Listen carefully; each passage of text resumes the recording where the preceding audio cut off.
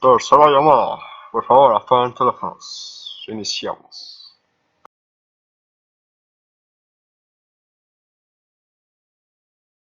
Era un día muy bonito y poco nublado en donde iba caminando el señor Jekyll hacia el trabajo por las calles de Londres. ¿Esos hombres de qué estarán hablando? Hey, recuerdo que atropellaron a una niña en aquella esquina al cruzar la calle. Recuerdo perfectamente que la familia le cobró 100 libras al culpable, a cambio de su reputación. El cheque parecía ser falso solo con ver la firma, pero resultó ser verdadero.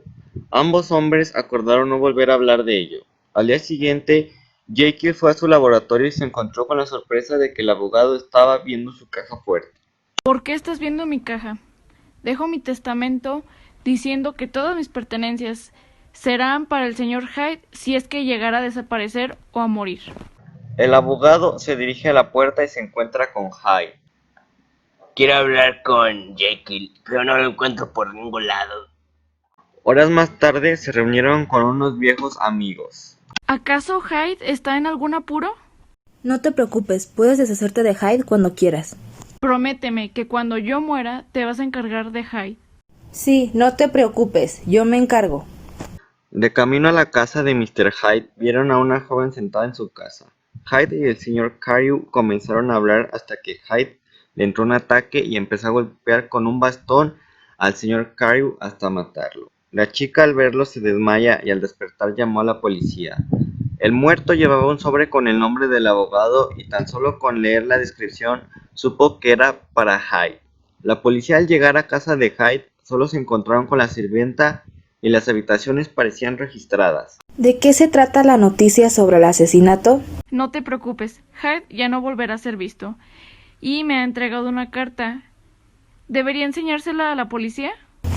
Utterson se llevó la carta con un amigo, donde su amigo vio la carta. Más tarde, el sirviente le entregó otra carta que provenía de Jekyll, que lo invitaba a cenar. El amigo tomó la nota y comparó ambas cartas y se percató que era la misma caligrafía. ¿Por qué Jekyll habría de falsificar la carta de un asesino? El abogado le envió una carta a Henry, la cual fue contestada con las siguientes palabras. No piense que por no abrir la puerta ya no somos amigos, pero soy un pecador y debo hacer penitencia. Días después, Lanyon murió. Utterson abrió un sobre que Lanyon solía tener, que decía, solo para Utterson, en caso de que muera antes que yo, debe de ser quemada la carta sin ser leída. Utterson abrió el sobre y dentro de él había otro igual que decía, no abrir antes de la muerte o desaparición de Henry Jekyll. Esto estremeció a Utterson ya que Jekyll no estaba desaparecido y seguía con vida. A pesar de la curiosidad, Utterson no decidió abrirla, haciendo caso a la inscripción. Horas después se reunió con su amigo Enfield. El otro día estaba paseando por la calle del Callejón de la Puerta y vi la casa de Jekyll. Deberíamos ir. Fueron a ver las tres ventanas del despacho de Jekyll. La ventana del medio estaba abierta y se podría apreciar el rostro de Jekyll. Utterson y sus amigos se quedaron hablando hasta que de pronto Jekyll se empalideció, se asustó y salió corriendo hacia la ventana. Ambos quedaron paralizados. Poole, el mayordomo de Jekyll, visitó a Utterson, pues al doctor le pasaba algo, así que Utterson y Poole fueron a su casa. Ambos intentaron hablar con él. Aparte de no dejarlos entrar, tenía una voz muy rara. Jekyll le pasaba notas por debajo de la puerta a Poole pidiendo productos y quejándose de los que le había llevado no eran puros. ¿Me podría prestar una de esas notas? ¿Y por qué pidió una sustancia que la vendieron por última vez antes de empezar los problemas? Ambos hombres comenzaron a discutir diferentes posibilidades, hasta que coincidieron en una sola idea. El hombre detrás de la puerta es Hyde. Se disponen a entrar bien armados para descubrir quién estaba detrás. Los dos hombres advirtieron al personal que esperaran en la puerta trasera por si el sospechoso decidía escapar. Hay que dirigirnos al quirófano. Al derribar la puerta del quirófano estaba el cadáver de Hyde y en la mesa había un sobre, y dentro de él 3 más. Uno era el mismo testamento que guardaba el abogado, cambiando al heredero por Utterson.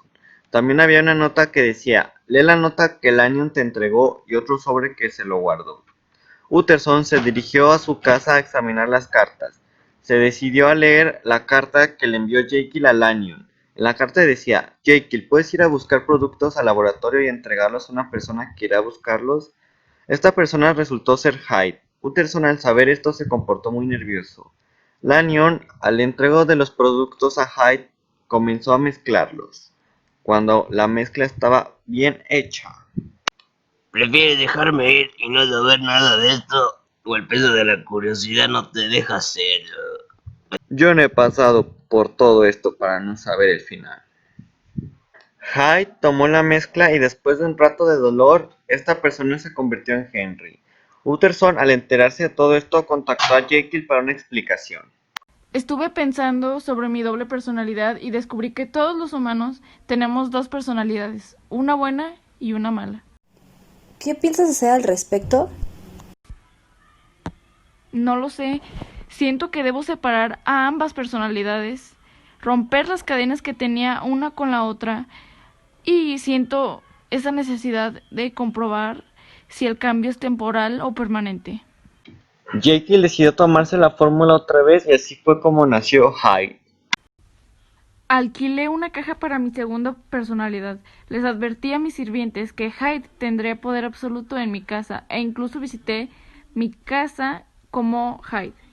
Un tiempo después me enteré de la maldad que Hyde tenía y eso me llevó a abrirle una cuenta de ahorros a su nombre e inventarle una firma.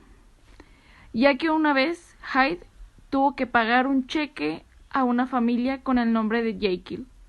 Un día, en su habitación, como Hyde, sabiendo que se había dormido siendo Jekyll, pero eso lo asustó mucho, descubrió que Hyde había matado a una persona respetada. Intentó reprimir a Hyde mientras estaba en un cuerpo, pero empezó a sentir esa sensación de dolor cuando se tomó la poción, pues se había convertido en Hyde sin ayuda alguna. Él no podía ir al laboratorio por los productos necesarios ya que la policía lo buscaba y así se quedó en un hotel. Decidí enviarle una carta a Lanyon para que fuera a buscar los productos a su casa. Se tomó la fórmula y volvió a casa. A cada minuto que pasaba me era más difícil mantener la apariencia de Jekyll, pues siempre que dormía despertaba con la forma de Hyde, pues las sales que ocupaba para la mezcla se estaban empezando a terminar. Realicé varios pedidos, pero resulta que el primer pedido que hice noté que las sales no eran puras y eso precisamente fue lo que afectó y por eso no me podía controlar a mí mismo. Cuando Utterson se fue después de la explicación, Jekyll decidió escribir una confesión que decía así: avisando de un suicidio y a la vez un homicidio de Hyde.